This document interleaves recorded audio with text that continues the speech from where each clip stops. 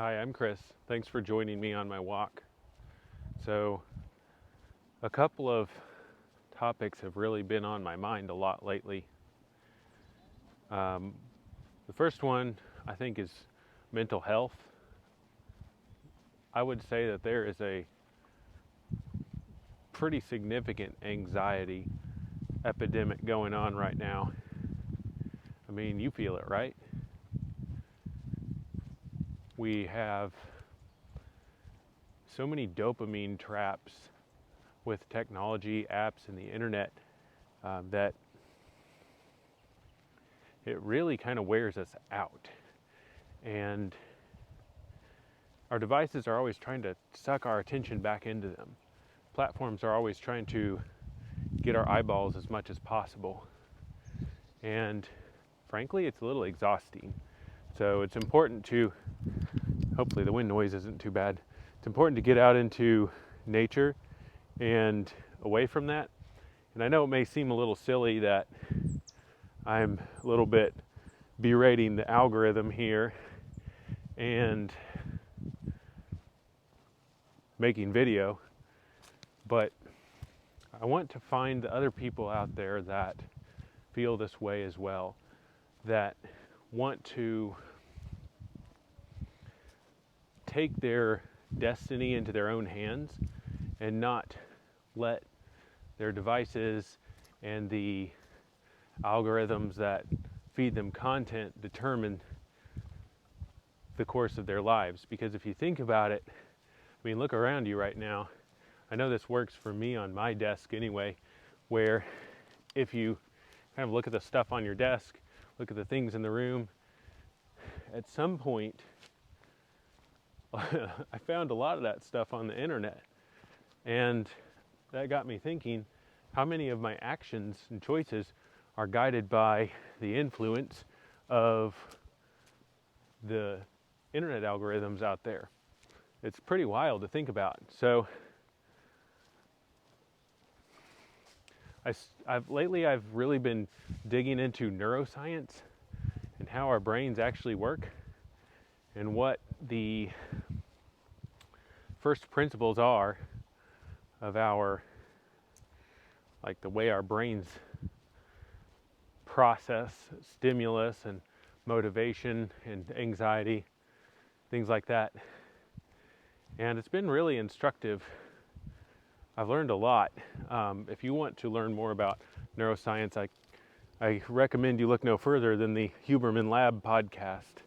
I'll put a link for that in the description of this, but it's important to learn how this thing works, especially because there's so much good information about it out there right now.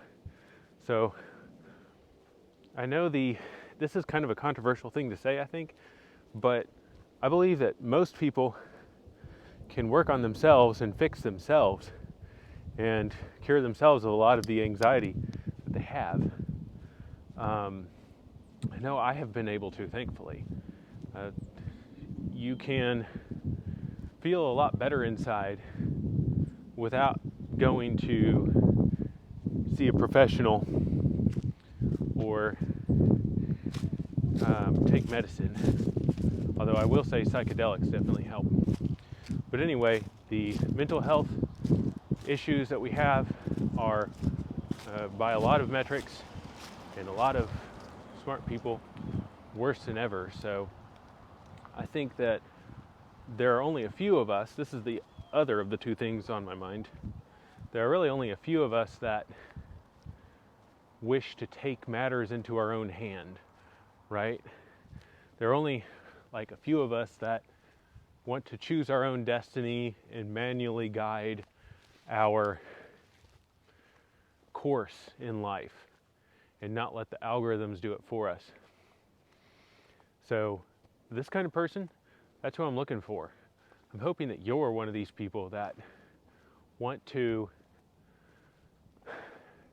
guide their own destiny and build things and not be consumers, but rather creators and builders. This kind of person I would describe as a Cyberviking, because you have to understand two key things to be a Cyber Viking. One, you have to understand what your vulnerabilities are. Like, what is it that is your kryptonite? What is it that can put you in a unresourceful method of thinking? And what are the sources of that vulnerability? And also, you need to be able to strengthen yourself, know how your neuroscience works, and do the things that put you into a resourceful state. The other thing that a Cyber Viking understands is how the internet works, how the artificial intelligence is guiding all of the ad sales that are taking place. Because primarily, I mean, you probably know this, primarily the internet is driven by ad sales, and the biggest companies that advertise thus kind of direct the narrative in the culture. So you see, for example, a lot of anti-electric car sentiment, especially over the last couple years, and I believe that's because the oil and gas companies, as well as the incumbent auto companies, really don't want the electric car to put them out of business, because it will. And so that gets into the narrative, that gets into the whole internet. It changes the vibe subtly in a lot of places and obviously in others. So you got to know how it's working to be a successful Cyber Viking. You have to understand the system. And I'm not here to say that ads are bad or algorithms are bad, or that we should hate oil and gas or traditional auto. That's not my platform. My platform is you got to understand how it works. If you don't understand the system you're operating in, you're screwed. So if you want to direct your own life, be a Cyber Viking, someone who explores new territories, builds new things, creates new tools. To do that properly, you have to understand your vulnerabilities. You have to understand the system you're operating in.